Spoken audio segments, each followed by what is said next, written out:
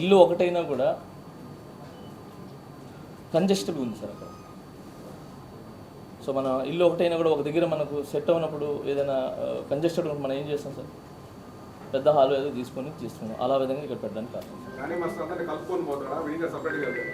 Sir, మీ అందరికీ తెలుసు sir, Johnny master విడిగా పోయే పని అయితే నేను ఈరోజు పాన్ ఇండియా కొరియోగ్రాఫర్గా నేను ఎదిగేవాడిని కాదు. నేను ఆ ఇండస్ట్రీలో కూడా నేను అలానే ఉన్నాను.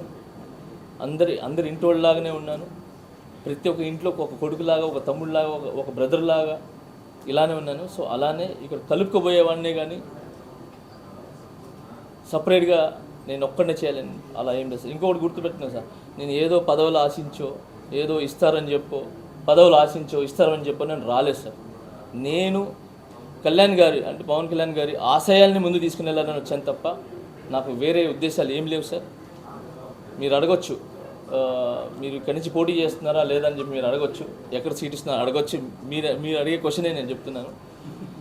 కళ్యాణ్ గారు ఇక్కడి నుంచి చేయమంటే ఇక్కడి నుంచి చేస్తా, అక్కడి నుంచి చేయమంటే అక్కడి నుంచి చేస్తా, సిటీ నుంచి చేయమంటే సిటీ నుంచి చేస్తా. ఒకవేళ లేదు ఈ జెండా పట్టుకుని నా వెనకాల తిరుగంటే ఆ జెండా కింద పడిపోకుండా రెపరెపలాడుతూ ఎప్పుడు గాలి వచ్చేలాగా దాన్ని ఎప్పుడు ఎగిరేలాగానే ఆ జెండా పట్టుకొని నేను తిరుగుతాను.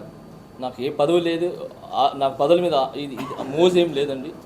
Okay, so I'm very happy. Kalyan అన్న పక్కన ఉండటం, జనసేనలో నేను ఉండటమే చాలా అదృష్టంగా భావిస్తున్నాను.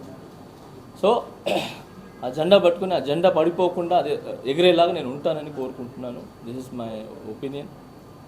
హానెస్ట్గా పనిచేస్తాను. సరే.